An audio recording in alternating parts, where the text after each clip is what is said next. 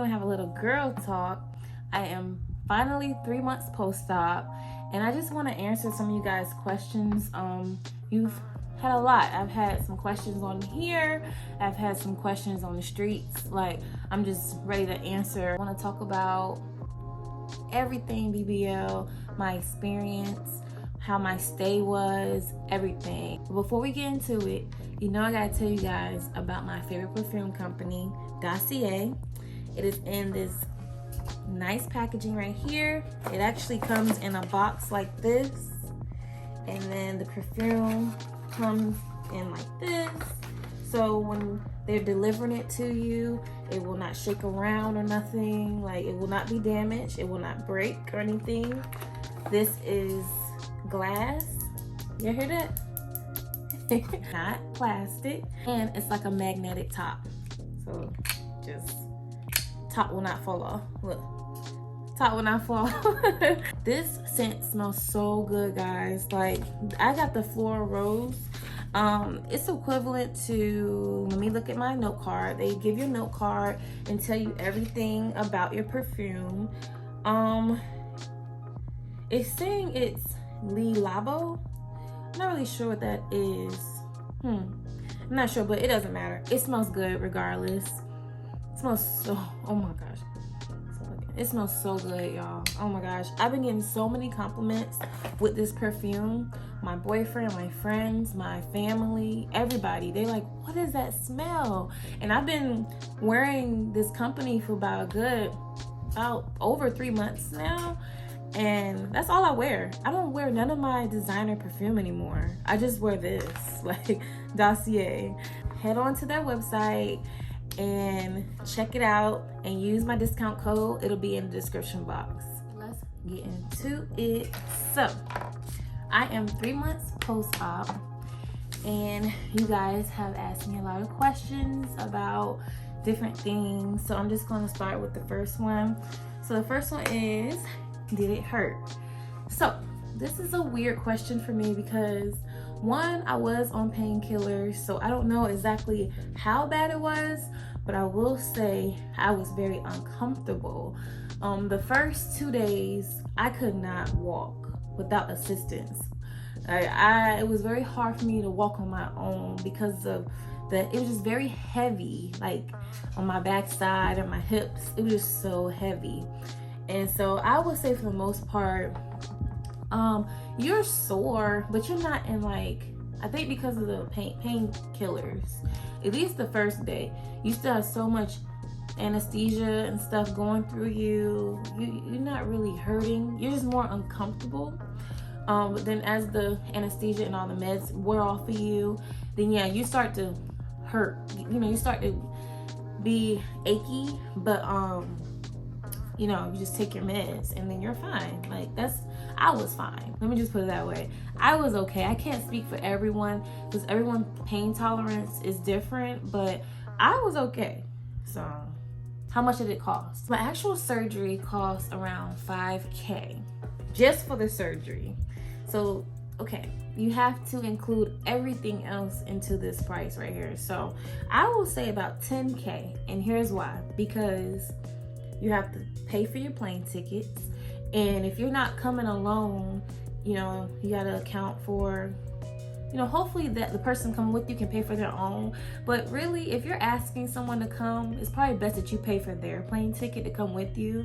But that's just, you know, that's just how I see it. But, you know, you gotta account for the plane tickets, and then your stay. You have to be there a minimum of 5 days. So you gotta be there for a week regardless. So you have to count in where you're staying at, how much that's gonna be for a whole week. Food, you gotta eat for a whole week. Like, everything is based off being there a whole week. And so that can add up big time. So I would say you're gonna need about $10,000 to be comfortable in Miami. I didn't realize it was gonna be that much money, but when things just kept coming our way and had to pay for different things, it was just like, oh wow, this is expensive. No one really talks about how expensive it is. People just get it done. It's like, oh, it was only this. But you gotta count. You have to be there a minimum of 5 days. So you have to at least have money to stay somewhere for 5 days. Airbnb versus recovery house. So my personal experience, I would say Airbnb, only because I know people who have bad experiences at recovery houses. People were not being taken care of like they should have. For me, my mom was with me. I think it's best to have somebody with you that care about you, that know you, know how you're going to react to certain things and all of that. So I think it's best to go with somebody versus having a complete stranger take care of you. They're not going to take care of you like someone who loves you will. I would say Airbnb, but then you have to account for the price. You don't want to stay in any old thing. So, that adds into the $10,000 price for me. So the Airbnb, it was a nice Airbnb. If you check out my last video, you can see I showed the whole Airbnb, but yeah, it was nice. And then I had a private nurse come too. Now I had a private nurse for like 3 days, not the whole 4 days. My mom was there with me, so she kind of like took notes and everything. To save your money on a private nurse, I would say get the nurse for like 2 days, and then whoever's with you, make them take notes, and then they can do exactly what the nurse was doing. So that can help you save money if you are thinking about a private nurse. Because I know recovery homes is like multiple girls in one room, you don't know them and stuff. Just the comfort of being in like a house, like you're at home. I think that helps you recover a lot easier. You don't want to be stressed out, none of those things. I really think that plays a big part in how you recover and all of that. How long before you can sit on your butt? So that was something that I had heard of. I knew I couldn't sit on my butt right away. Woo, but I did not know. I thought it was just something that the doctor tell you, hey, don't sit on your butt, it's gonna make it flat. But I didn't know you just literally can't. Like, you literally cannot sit on your butt. It's too hard. It feels very foreign. If you try to sit on your butt, it just feels so weird. Like, I'm telling you, you're not gonna wanna sit on your butt. It's just not gonna work out for you. So, but yeah, so I had to lay on my stomach for a month. It was very, very hard. It was just, at one point, I just was like, man, I didn't know how much I sat. Like, I realized I sit a lot. My boyfriend made me a BBL chair, and I have the video up here as well. But he made me a chair, and that was a lifesaver. Like, I was able to sit upright and all of that. But before the chair was made, I was laying on my stomach. I couldn't watch TV, nothing for a while, like regular. I had to like watch movies on my iPad because I was laying on my stomach the whole time. That was very difficult. I believe it was like a month. And even after that, I wasn't sitting long. I was sitting for like a few hours at a time, and then I would get up. Or I was sitting with if it was a long time, like on a plane ride or anything, I had my BBL pillow. But it was a while before I was able just to sit like this. It's not fun at all. When I would sleep on my stomach, my back would hurt because it was just something, I don't know, but my back was hurting really bad. So I started sleeping on top of a pillow so that my back wouldn't be like this. So when I would sleep on a pillow, it would go more like this. So that was another thing I had to do. 3 months now, and I feel like I am, as far as like the hardness, like my stomach is pretty soft now. I have a few hard places, but it's really not like in the beginning. I'm still itchy. That's one thing, you will be itchy. Your skin is trying to tighten up, so your skin is going to be itchy. So that was one thing that would keep me up at night, just scratching all over. It was hard to sleep for the first month, but now it's better. I can sleep at night, but I still have periods where it's just so itchy. I'm just scratching and I'm like, oh my god, I'm so itchy. I get up out of bed, my stomach and back, it's like a burning sensation. It don't last. It's as if my muscles, it's like when I have to pull myself up out of bed, it's like my muscles is trying to work.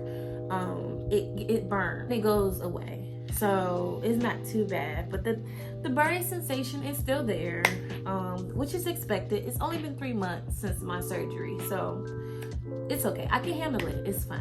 Faja, team no faja. Let's just say I am team no faja. I wore my faja for about a month, and then when it was time for me to change it to my tighter faja, I just did not like it. I read and I watched so many videos and I read so many stories about how the faja could mess up your results, and I just was like, I paid too much money, spent too much time, all of that for my results to be ruined. So I felt like my faja, it was tight on my stomach, and that was good, but it was also tight on my butt and hips, and I'm like, oh no, I do not want my hips and butt to get smaller. So I started waist training about month 2. I started waist training, and I mean it has worked for me. You know, I mean, I think to each his own, but the waist training has truly worked for me. What I did was I got a soft waist trainer, nothing too hard. I actually have it on right now. I can show you guys. But I have like a soft waist trainer, so it's real soft. This is Kim Kardashian Skims, but it's soft, so it won't make an indentation in my stomach. But I am team no faja. So the question, I am focusing on my boobs. I would like to get my boobs lifted. I don't want implants or anything, they're already big, but I do want them lifted up. I cannot wear anything without wearing a bra, so I am considering that. But I also am considering having kids one day, so I'm kind of contemplating. I'm pretty sure I have to wait before I have kids before I get my boobs lifted, so I won't be getting surgery for a while. You know, whenever I have a child, then I'll probably get my boobs done. But yeah, other than that, no, I don't think so. If I have any more cosmetic procedures, it'll be like filler or something, or my lips or something like that, but I will not be going under the knife no time soon. That was enough for me. The experience was cool, but girl, it was a lot. It was just a lot to go with it that people don't really tell you about, and I just wish people would be more truthful about that, because then people can make up their mind like, okay, it's not for me, or I can handle that, you know. But I got through it. I'm good now. I will say I'm very happy with my results. Dr. Boker really did his thing. I told him I wanted something natural, like natural but not too natural, and he made it fit for my body frame. It's not too big, not too small, it's perfect.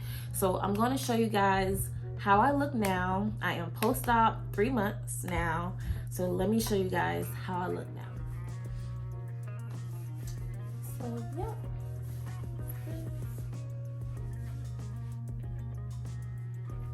waist trainer on by Skims. I'm wearing a size small in the waist trainer. So yeah, I'm pretty pleased with everything. Waist is super snatched. Got hips now. So yeah guys, that's it for the video. If you guys have any more questions, please comment below. I will try to answer them to the best of my ability. But I want to thank you guys for watching. And yeah, until next time guys, bye.